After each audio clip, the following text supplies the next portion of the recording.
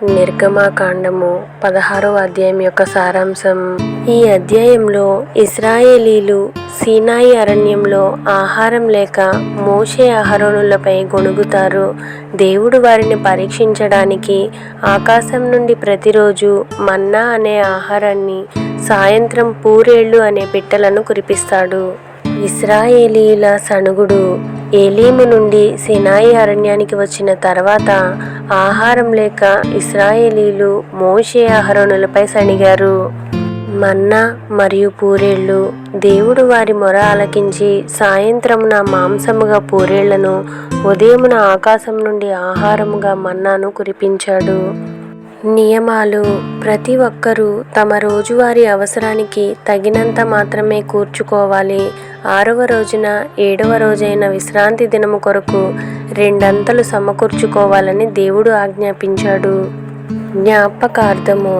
దేవుడు తమను అరణ్యంలో ఏ విధంగా పోషించాడో రాబోయే తరాలకు తెలియజేయడానికి ఒక పాత్రడు మన్నాను మందసములో ఉంచడానికి భద్రపరిచారు. ఇశ్రాయేలీలు 40 సంవత్సరాలు ఈ మన్నాను తిన్నారు. దేవుని పరీక్ష. ప్రజలు దేవుని ధర్మశాస్త్రం ప్రకారం నడుచుకుంటారో లేదో చూడడానికి ఈ ఆహారం ద్వారా వారిని పరీక్షించాడు. 7వ రోజు అద్భుతం. మొదటి 5 రోజులు మిగిల్చిన మన్నా పురుగులు పట్టి వాసన వచ్చింది. కానీ 6వ రోజు కూర్చిన మన్నా 7వ రోజు విశ్రాంతి దినాన చెడిపోకుండా భద్రంగా ఉంది. పాపమునకు క్రమశిక్షణ. కొందరు 7వ రోజున కూడా మన్నాను కూర్చుకోవడానికి వెళ్ళగా దేవుడు వారిని గద్దించాడు. మన్నా రూపురేఖలు. మన్నా తెల్లని కొత్తిమీర విత్తనము వలె ఉండి దాని రుచి తేనెతో చేసిన అప్పడం వలె ఉండేది. కరిగే స్వభావం. ఎండవేడిమికి మన్నా కరిగిపోయేది.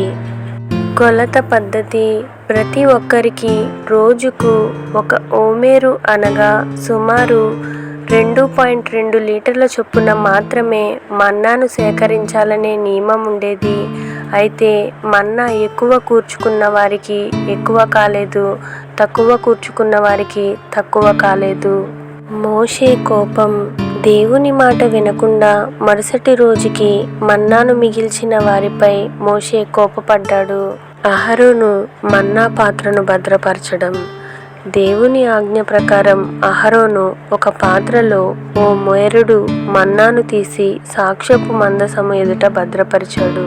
ఈ అధ్యాయం నుండి మనం గ్రహించవలసిన మరికొన్ని ముఖ్యమైన విషయాలను ఇప్పుడు చూద్దాం. అసంతృప్తి.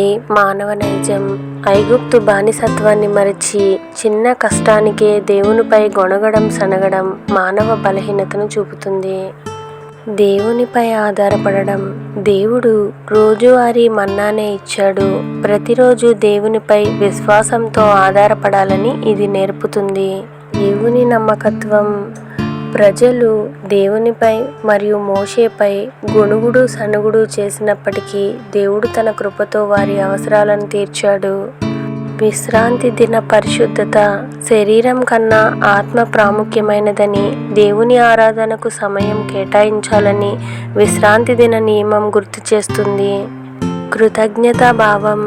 దేవుడు చేసిన మేళ్లను జ్ఞాపకం ఉంచుకోవడానికి మన్నాను దాచిపెట్టినట్లే మన జీవితాల్లో ఆయన చేసిన ఉపకారాలను మరిచిపోకూడదని ఈ అధ్యాయం నుండి మనం తెలుసుకోవాలి.